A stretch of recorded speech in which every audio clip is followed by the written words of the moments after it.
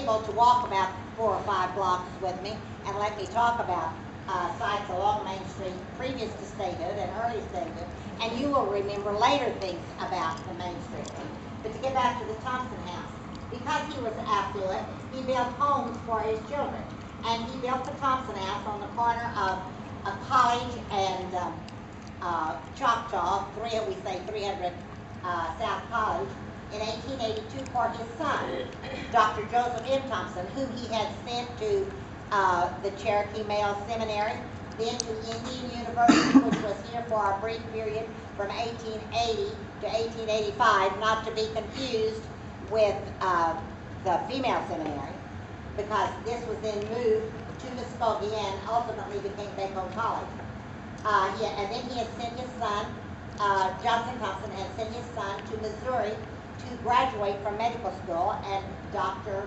Thompson then came back and lived with his wife, who was Lula Elliott, and they lived there until 1935, and he practiced medicine in Tahlequah. He never had his office in the home.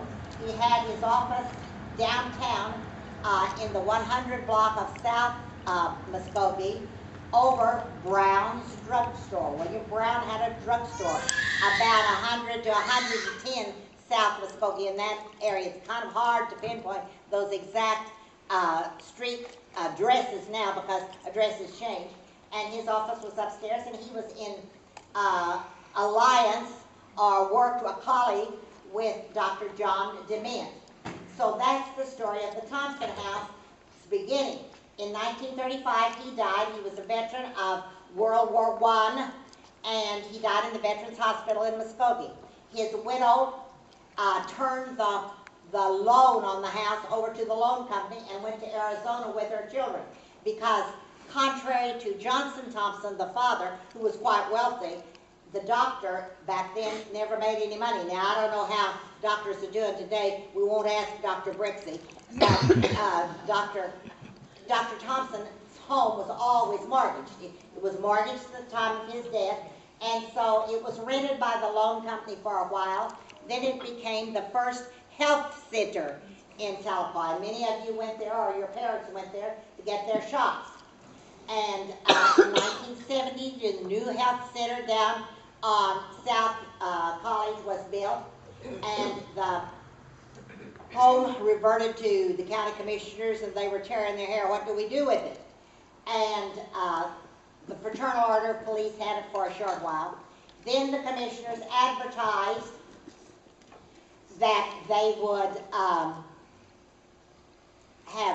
take bids to have it bulldozed down, and they were going to put up a chain link fence and put their stuff in there. Well, there were a group of old ladies, myself included, who thought that would not be a very aesthetic approach to Tahlequah. And so we formed a 501c3 nonprofit organization, and then we went to the county commissioners and said, talk to us. We want to save that home. It's historic. And they were perfectly willing to do so. Senator Roselle carried a bill through the state legislature to allow the county commissioners to give the Thompson House 501c3 organization a 99-year lease for $1 if, and it was a great big if we could restore it. And we had no money. So guess what? The community went to work with us, Tahlequah and Cherokee County.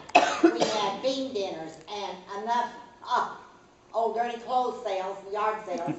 But by that, and that occurred in 1983. By 1990, it had been fully restored with no federal money, no state money, no county money, no city money. It was all through the work of people who worked with the organization to restore the home. It still does not receive any government money. We still raise our own funds. We have a large Christmas sale, and we rent for weddings and civic things, and we return to the community with history day camps for our children to perpetuate the love of this community and the love of things historic. And so that's the story of the Thompson House. So if you give some money, you'll know it's not going to be wasted, because Jim is tight And those of us who are here on the board are even tighter. So we never, ever in the restoration operated in the red. We always had the money for the 3 roofs that had to be put on. Finally, the final roof at a cost of over $10,000. For the last paint job, over $17,000. The fence, which cost $20,000, and is a reproduction of the original fence, which cost $20,000. All of that money was raised before any of those projects were ever contracted, because you lose your britches if you try to operate in the red on a nonprofit association. So don't be afraid, if you're thirsty, to buy a pop from Jim, and I'm sure he'll give you the right change, but maybe you should chant it if you have more than what the drink costs. I don't know.